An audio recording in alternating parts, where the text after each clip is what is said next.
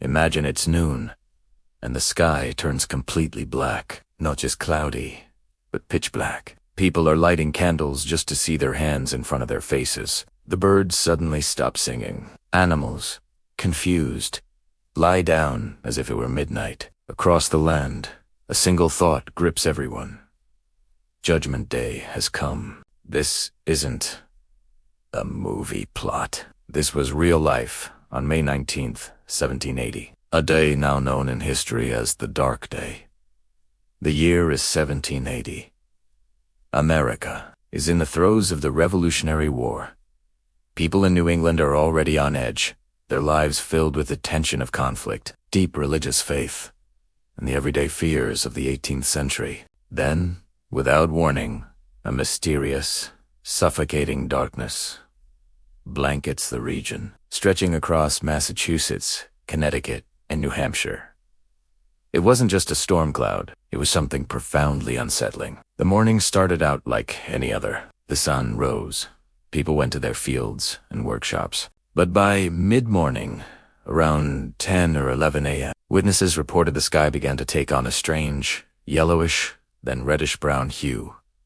By noon, daylight was completely gone. The darkness was so absolute that people needed candlelight to eat their midday meals. Diaries and newspapers from the time describe a palpable sense of terror. People fell to their knees in prayer, believing the end of the world was at hand. Farmers abandoned their plows, and townspeople flocked to churches, seeking answers and solace from a phenomenon that defied all explanation. In the midst of this widespread panic, one of the most famous stories of the Dark Day unfolded in the Connecticut legislature. As the chamber grew darker and darker, some council members, fearing it was the Day of Judgment, moved to adjourn. But one man, Abraham Davenport, stood up. His words would become legendary. He declared, "The Day of Judgment is either approaching or it is not.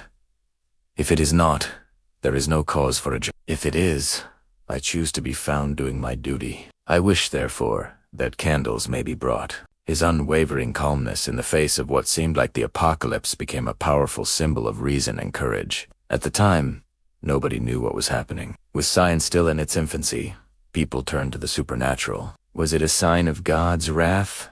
A fulfillment of biblical prophecy? Others offered more natural, though still incorrect, theories. Perhaps it was a solar eclipse, or ash from a distant, unknown volcano. But there was no earthquake, no eruption that anyone knew of. The mystery deepened, leaving an entire population grappling with fear and uncertainty. It took centuries for science to finally piece together the puzzle. Modern researchers, using tree ring data and soil analysis, discovered the true cause.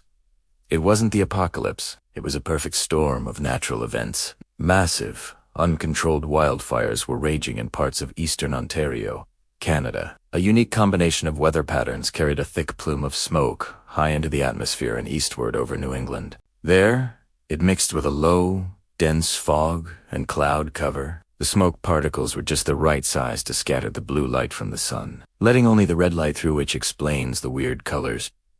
Before the smoke layer became so thick that it blocked the sunlight entirely, it was a once-in-a-century atmospheric event. The Dark Day remains one of the most bizarre and frightening events in early American history. It's a powerful story about how our ancestors confronted the unknown, a blend of terror, unwavering faith, and the quiet courage to light a candle and carry on. It's a reminder that even when the world seems to be ending, there's often a rational explanation waiting to be discovered.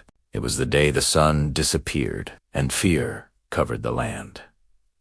So, let me ask you, if the sky went completely dark at noon today, what would you have done? What would be your first thought? Let us know down in the comments. And if you love exploring real historical mysteries like this one, make sure to subscribe and hit that notification bell. Thanks for watching.